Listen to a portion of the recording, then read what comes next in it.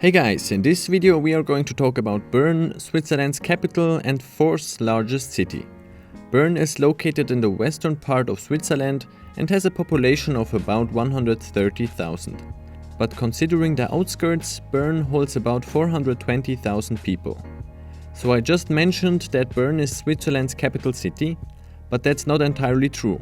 When Switzerland was founded, a capital city had to be defined, but the Swiss just couldn't agree on a city. That's why in 1848 there was a poll to set either Bern, Zurich or Lucerne to be the Swiss capital city. In the end, it was agreed to build the federal administration of Switzerland in the city of Bern, which now is the de facto capital city of Switzerland. However, in the Swiss federal constitution, there is still no official capital city specified. Bern lies on a river called Aare. People like to spend some quality time at the river, and it is even possible to take a swim there. The river is the longest river that doesn't go beyond Switzerland's borders. But with a total length of about 288 kilometers, it is still relatively short. It has an outstanding water quality, but if you are thirsty, it is still recommended to take a drink at one of over 100 drinking fountains in Bern. The central city of Bern is several hundred years old and was added to the UNESCO World Heritage List back in 1983. Moreover, about 500,000 tourists visit the old city center of Bern annually. So it is definitely possible to call Bern a tourist hotspot. Bern is famous for its archways. There are a lot of tunnels where you can find small local shops. They sell all kinds of different products, and you can have a lot of fun exploring those lovely shops. The climate of Bern is balanced, but on average it is raining on almost every third day. The average temperature in Bern is only 8 degrees Celsius, and in summer the average temperature is about 15 to 20 degrees Celsius, which is quite low.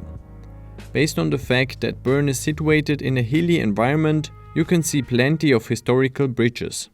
The greater area of Bern looks very picturesque and almost feels unreal because of the hills, river and vegetation. Speaking about the vegetation of Bern, it is really mind-blowing how green this city is. There are a lot of beautiful parks and tons of trees situated in the city. In addition, the city is very quiet. Compared to other Swiss cities like Zurich or Basel, or even compared to other cities outside of Switzerland, there is almost no noise even in the city center. Cars are banned in the center, which is why as a pedestrian you feel very safe and comfortable. And thanks to the outstanding public transport, you still are able to reach any point of the city in a short amount of time.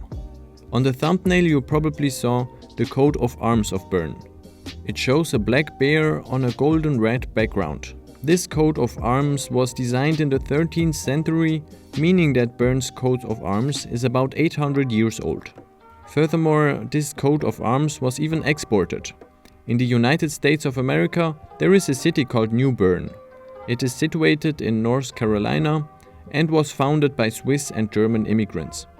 It has the same coat of arms as Bern. But back to real Bern. Very close to the city center, you can find the public bear pit, which is an enclosure holding real bears. The original bear pit was built in 1857, so you clearly see that bears are an essential part of the cultural identity of Bern. Even the name of the city can be traced back to bears, although that is not historically proven. The founder of the city is supposed to have said that the city would be named after the first animal that he spots while being on a hunting expedition in the woods. Luckily it was a bear and not a rat. In 2009, the original bear pit was rebuilt in order to increase the bear's quality of life. Now it is one of Bern's biggest tourist attractions, fascinating more than 20,000 visitors a day.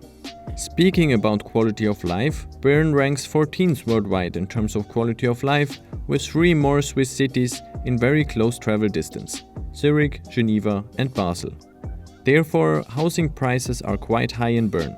A 3.5 bedroom flat costs you around 800,000 Swiss francs, which is equivalent to $805,000. For the amount of money you have to spend to live in Bern for a month, you could live in Stockholm for 1.5 months, in Vienna for little less than 2 months, or more than 3 months in Istanbul, but you could only stay 3 weeks in Zurich. Another eye-catcher is the Bundesplatz or Federal Square in front of the Swiss Federal Palace. Several events take place on the square. Official state visits are performed here, and 2 times a week a local market is set up here, where you can buy local products from the region. From here you can also take a look at the main building of the Swiss National Bank, as well as the main building of the Cantonal Bank of Bern. Furthermore, there is a fountain on the square that has 26 water jets. Each water jet represents one of Switzerland's 26 cantons. You can think of it as the different states in the United States. Of course, this square is everything else than pompous. You wouldn't expect such a small square in front of a nation's main government building. Nevertheless, its understated design represents a part of Swiss culture. In Bern, you can find tons of embassies right in the city center. Because of the fact that this city is relatively small, all the embassies are located in walking distance, and it is indeed a pleasure to discover all the embassies of different nations worldwide. Some of them are huge, for example the Embassy of the USA or the Embassy of Russia, which even has multiple embassy buildings in Bern. And some others are smaller and more hidden. People in Bern speak Swiss German. More precisely, they speak Bern German or Bernese, which is considered to be slow and relaxed. It sounds like someone is strolling through the woods while happily humming a melody. The rest of Switzerland has the impression that people of Bern are talking and acting in an unhurried and relaxed manner. There even is a scientific evidence for that. In 2007, a paper was released proving that the people of Bern walk slower and that they speak 4 to 5 sentences less per minute than people from the rest of Switzerland. This of course is just a generalization, but it is still an interesting fact. Another interesting fact is that in the city center, the signs that are indicating the street names are differently colored. The different colors are indicating in which part of the city you are currently located at, which is a really nice feature. There even is a sign colored in orange, because during the European Football Championship 2008, which took place in Switzerland and Austria, the Dutch football team defeated the Italians. The Dutch were partying on that bridge, which is the reason why it was colored orange. There is another interesting Easter egg in Bern. Do you see those artificial coins on the ground? If you try to pick them up, you will get a cold shower. The coins are screwed into the cobblestone and act as a bait. The famous physicist Albert Einstein worked on his theory of relativity in Bern. Today, visitors love to see the house where Albert Einstein lived.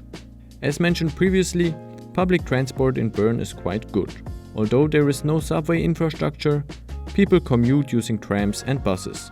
That works well, since the city is not too big. All public transport facilities in Bern are painted in a remarkable red color.